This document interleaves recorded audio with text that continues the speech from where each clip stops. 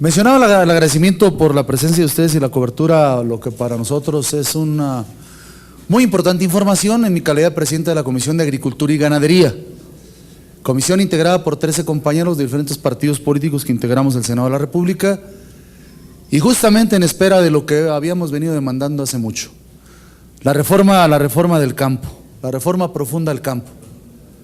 Para nosotros la noticia que el señor presidente nos entregó el pasado 6 de enero en Veracruz, anunciando pues el inicio de lo que habrá de ser la reforma al campo, se confirma el 5 de marzo en el estado de Colima, donde reunió el señor presidente con organizaciones sociales de diferentes partidos políticos, algunas de ellas, de senadores de la República y de diputados federales, nos invitó a participar en lo que habría de ser la Comisión Permanente para la Reforma al Campo. Y el pasado 9 de abril en la Secretaría de Gobernación, con los titulares de Gobernación, de Zagarpa, de Sedatu, de Hacienda y de los que habrán de estar involucrados, nos dieron a conocer pues ya las principales propuestas fundamentalmente de un tema central. Reformar al campo implica recorrer el país y consultar a los productores, a la gente, a las organizaciones. Y esto lo habremos de realizar a partir del próximo día 7, en el Estado de México, en Toluca, iniciaremos y recorreremos el país acompañando a las dependencias en mención, pero los legisladores interesados en el tema estaremos pendientes de ello. Indudablemente que el tema del campo es un tema que obliga. Venimos transitando por reformas muy estructurales, pero la del campo es esencial. Para nadie es desconocido el tema que atraviesa el campo, con grandes dificultades hasta hace unos meses para que los campesinos obtuvieran créditos, semillas y el grave problema de la comercialización de sus productos. Los productores de granos básicos de alimentos transitaban por un trecho muy difícil para obtener la cosecha y al final del camino se encontraban ante la grave dificultad para vender sus productos.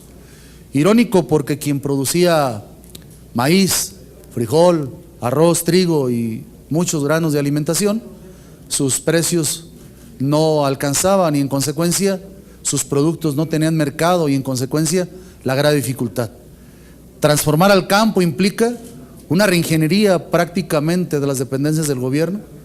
Transformar al campo implica lo que hemos hecho en la reforma financiera, dar apertura a una nueva banca de desarrollo nacional para los productores. Transformar al campo implica tocar la reforma energética para dentro de ella, los bioenergéticos, los temas de los fertilizantes, de lo que en cifras estamos prácticamente importando más del 70% de fertilizante, pero igual estamos importando cerca del 47% de los alimentos que consumimos los mexicanos. En consecuencia tenemos que llegar al tema central, consumir lo que México produce y producir altamente para que los excedentes los podamos comercializar. No hay duda que el tema que el señor presidente ha ubicado como política pública del gobierno es la firma de tratados de libre comercio para que el campo mexicano tenga esas alternativas de poder en sus productos excedentarios, poderlos vender a otros países. Y de ello queda claro ejemplo de la presencia, particularmente en el Senado, de los presidentes o gobernantes de otros países, como el de China, como el de Francia, o la visita a nuestro país de los presidentes de Estados Unidos, de Canadá, y ese es el interés fundamental de lo que tienen en un país que tiene una vocación agrícola y ganadera y pesquera, pero que al final tenemos que reformar más de las 60 leyes o mandatos que tienen que ser unidos en una ley general agroalimentaria, y con ello estamos participando todos los partidos. Hemos salido en tiempo para poder obtener esta iniciativa en tiempos del Pacto por México, pero vamos a llegar a un pacto por el campo. Hoy las principales fuerzas, Acción Nacional, de la Revolución Democrática y del Partido de Revolución Institucional, y con el resto de ellas del Senado, estamos coincidiendo en esta mesa, en esta comisión permanente para la reforma del campo. Estamos yendo a estos foros de consulta y posteriormente, dentro de mayo y junio, estaremos acompañando a las dependencias, pero en el mes de julio estaremos teniendo contacto con la CONAGUA y con otras importantes organizaciones para poder conocer de esas propuestas. Y ya el 1 de septiembre, que es un compromiso, el 1 de septiembre obtener ya la iniciativa que en base a estos acuerdos, consensos y análisis, el señor presidente pueda presentar en una de las dos cámaras y sea la ley de desarrollo al campo, sea el tema y el insumo fundamental del próximo periodo ordinario que iniciará en septiembre. Entonces, esto es propiamente lo que yo tengo que comentar con ustedes y desde luego mantener un diálogo y a los comentarios que ustedes me formulen. Tenemos registradas 3 preguntas. La primera al compañero Rivelino Rueda, del periódico Financiero. ¿Qué tal, senador? Buenas tardes. Hola, Rivelino. Hace algunas semanas comentaba que usted iba a solicitar la renegociación de algunos capítulos del Tratado de Libre Comercio al Ejecutivo Federal en materia agropecuaria. ¿Es así? Y si es así, ¿cuándo se le haría la propuesta oficial al presidente de la República, al jefe del Ejecutivo? Primeramente, en este momento de receso, para nosotros el tema de mayo y junio son los temas de la consulta, en los temas profundos del campo. Y el tema del tratado, no solo de libre comercio con Norteamérica, sino de los tratados que se están firmando con otras naciones. El rubro del campo es un rubro fundamental, porque a 20 años que fue firmado, poco más de 20 años con Estados Unidos de Norteamérica y con Canadá, el rubro del campo es un rubro que se tiene que revisar y ya no debe ser de interés para nosotros, es de interés para ellos. Por eso la presencia de los presidentes, por eso hoy México inicia en materia de los productos del campo su visión a Asia-Pacífico. Los países asiáticos están pendientes de lo que estaremos produciendo para poderlo empezar a consumir. Entonces, nuestro interés es la firma del Tratado Transpacífico, nuestro interés son las alianzas también con Sudamérica para hacer el potencial comercial con estos países que lo que más están requiriendo son alimentos y el tema central del mundo es agua y alimentos.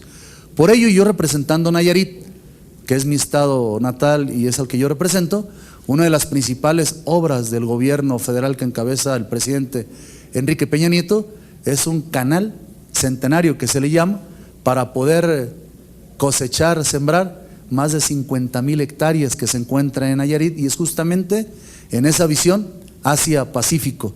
Por eso esa cordillera de los estados de Sinaloa, Nayarit, Colima y todos los que en el Pacífico se encuentran tendrán un gran potencial. Por eso, igual, la gran oportunidad para los estados que están en la región sur-sureste, que son potenciales productores de muchos productos que permitirán fortalecer estas líneas comerciales en los tratados de libre comercio.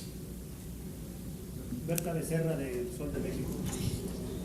Buenas tardes, senador. Gracias, Berta. Usted nos habla de que se está importando el 70% de los fertilizantes cuando en la década de los 70 éramos autosuficientes, que se importa el 47% de los alimentos. ¿Nos podría decir, por favor, cuánto en millones de pesos, cuánto es deficitario y cuánto se podría reponer con esta reforma estructural que tanta falta le hace al campo? Gracias. El déficit de la balanza comercial en alimentos, lamentablemente tenemos que reconocerlo, es por el orden de 4,000 millones de dólares. No es posible que se produzcan muchos alimentos en México y hasta hace pocos meses se seguían importando. Temas del maíz amarillo, forrajero de consumo industrial, cerca del 70%, o trigo, o arroz, o algunos otros productos. Entonces debe existir una planeación adecuada de lo que se sembrará, porque deba tenerse la seguridad que se podrá vender. Pero antes de poderlo vender, que se debe consumir. Y antes de comprar del exterior, consumamos lo que el interior existe. Claro, entrando, como bien se decía hace un momento, en ese nuevo tiempo de competencia y de tratados de libre comercio, de globalización y apertura, apoyando fundamentalmente a los campesinos, con los temas básicos, los básicos, crédito, semilla, fertilizante, agua y agricultura por contrato, con una rectoría de Estado, con productos que sí se puedan vender, no con productos que vayan a la tradición, la cultura, la costumbre o la corazonada. Hoy el nuevo tiempo del campo ha variado. Hoy el tema del cambio climático, hoy llueve donde no llovía y está seco donde estaba lloviendo. Hoy el tema de la sequía, aparecen los incendios. Hoy los temas centrales de un campo sustentable, de un campo verdaderamente en respeto a la ecología, es un tema central. Pero más aún de un campo que tenga la política pública, esa visión social que el presidente ha determinado. Ha dado un dato fundamental, que era lo que al interior de lo que la política pudiera generar un debate, pudiera generar un desencuentro: el régimen de la propiedad social, de lo que México es ejemplar con una visión social.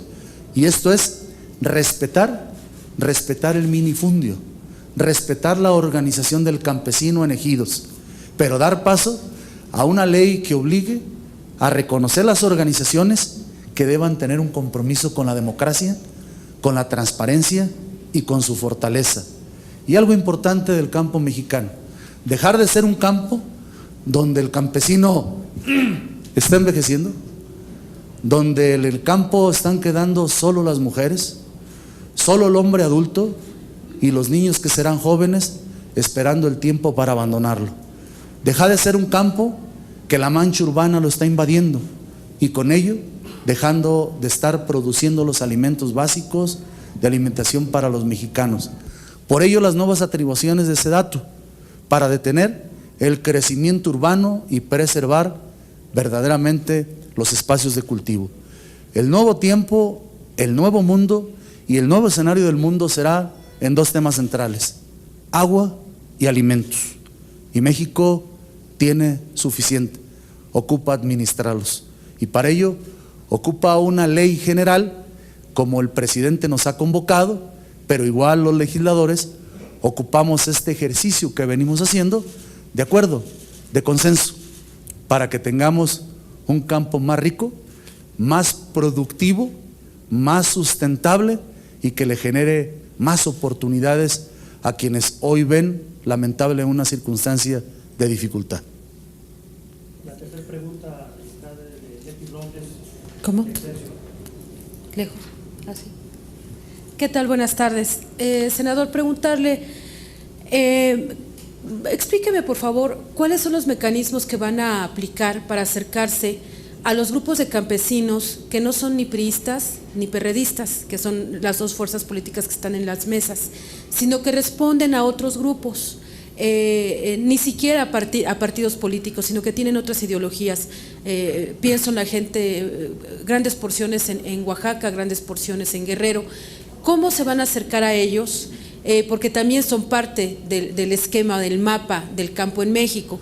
Y por otra parte, senador, bueno, pues ya estamos inmersos en la etapa de la discusión de la reforma de las leyes energéticas. Una parte importante es el tema de la posesión de la tierra, sobre todo lo que tiene que ver con yacimientos de gas o yacimientos de agua termal. Quisiera saber si dentro de estos planes hay ya también alguna previsión para respaldar a los campesinos dueños de estas tierras que puedan ser ricas en energía alterna. ¿Cómo va a ser las garantías que se van a plantear para ellos, para que sus tierras no salgan dañadas después de ser explotadas en su potencial energético? Muchísimas gracias. Gracias, Leti. Efectivamente, en todas las reformas estructurales tiene incidencia el tema del campo. Si fue en la reforma laboral, el tema de jornaleros agrícolas por primera ocasión, considerados en ella. Si fue en la educación, indudablemente que se encuentra presente. Si fue en la financiera, por cierto, doy cuenta de una nueva financiera nacional de desarrollo, que hoy sí debe prestar a tiempo barato y en base al ciclo agrícola, y cada una de las reformas. La energética no es la excepción. La generación de nuevas energías limpias tiene que ver también con productos del campo.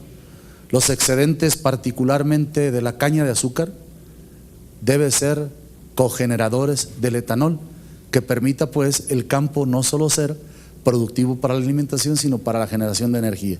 Y en consecuencia de la muy interesante pregunta que formulas, efectivamente, la visión social de las tierras de los agricultores, de los campesinos, debe de quedar claro en la explotación minera y en la explotación de los hidrocarburos. Es un debate que se está dando al interior y es uno que los diferentes grupos parlamentarios, particularmente los que se tienen coincidencia con los agricultores, estamos colocando como un tema de justicia. Y los foros que ya mencioné, que los encabeza la Zagarpa, su titular Enrique Martínez y Martínez, a los que está convocando para que concurramos los legisladores, y no solo dar el aval, sino hasta presidir mesas, van a realizarse a partir de el 7 en Toluca, van a transitar por Aguascalientes, Pachuca, Mérida, Querétaro, todos los estados de la República, prácticamente 7 foros temáticos nacionales, y va a haber otros 6 foros de vocación territorial. Por decir algo, el de zonas áridas se hará en Saltillo, el de granos básicos se hará en Culiacán, y así sucesivamente. Y ahí, Leti, caben todas las expresiones. El campo sí tiene a veces simpatías partidistas, pero el campo antes tiene una necesidad básica, que la calidad de vida que ellos la habitan debe tener garantía para algo fundamental. Lo decíamos cuando diputado federal en el sexenio anterior, la inseguridad partió justamente donde estuvo la necesidad. Campesino que no tenía alternativas en su siembra, cosecha y venta del producto, encontraba lamentablemente fácil camino donde tuviera alimentos, donde tuviera un ingreso. Invertirle al campo es invertirle la estabilidad social, es invertir con visión social. Por eso comprar del exterior barato y de mala calidad es un equívoco. La lucha que estamos dando hace poquitos meses con la importación de cárnicos es un tema central. La lucha que damos cuando se pretende importar papa del extranjero, igualmente. Hay muchas cosas que se producen. Si un país tiene vocación agrícola, es el nuestro. Por eso están firmando los tratados de libre comercio. Sí, energía, sí, partes automotrices, pero lo más básico, alimentación. Hay países que a esta altura sus legislaciones están prohibiendo que estén exportando alimentos. Va a llegar el momento en que ni con dinero se va a poder comprar el alimento. Por eso hay que seguirlo produciendo. Para que se produzca hay que estar apoyando al agricultor. Por eso la nueva visión que el presidente nos ha colocado como su propuesta es sí minifundio, sí pequeños propietarios, sí pequeñas extensiones de tierra, pero vamos a su organización, al cooperativismo, a la organización de muchos campesinos para crear grandes empresas. Vamos a nuevas visiones, a un campesino con visión empresarial, pero un campesino que le vaya bien, que tenga tractor, que tenga infraestructura hidroagrícola, que no solo vea correr el agua por el río y que descargue en el mar, que vayamos por esa agua que es justamente la riqueza de la tierra, pero que la administremos también muy bien. Y de ello da cuenta mi tierra, que casi vamos por una cuarta presa, y que más obras en los lugares donde hay agua para trasladarla donde no la hay. Esa es justamente la reforma profunda del campo.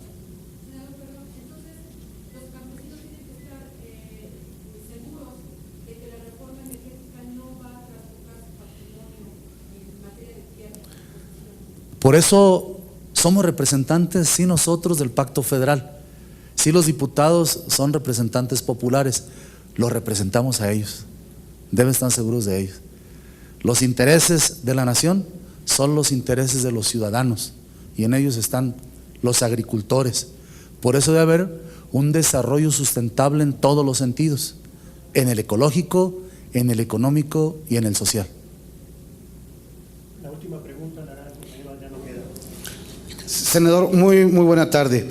Si no mal recuerdo, en diciembre tuve una reunión con el presidente Enrique Peña Nieto antes de finalizar el año, y ahí fue a usted a quien, pues de una manera particular, se comprometió con usted a que estas reformas al campo iban ya a estar en el primero, a más tardar en el segundo periodo ordinario, la reforma al campo ya completa. Ya la tienen completa o completada el compromiso que ustedes también hicieron de entregarle todas las necesidades, y qué les responde el presidente actualmente a esa reforma por un lado. Por el otro, ¿qué certeza les ha dado en Michoacán y en Tamaulipas al campesino la autoridad federal? Primeramente, a lo que mencionas, creo que la respuesta está a la vista, Hoy se construye una reforma estructural con una construcción diferente a las demás. No quiero juzgarlas, fueron en su momento lo más apropiado. Pacto por México, coordinadores o representantes de partidos, autoridad federal. Hoy este pacto por el campo se está construyendo yendo a consultar a la sociedad, se está construyendo en el Parlamento, se está construyendo en encuentro con el gobierno, y el presidente quiere reunir todo eso que aportemos nosotros y los que a los foros asistan y poder presentar una iniciativa. Yo hago votos porque sea preferente. Indudablemente que tengo confianza en que será todo de lo que habremos de reunir.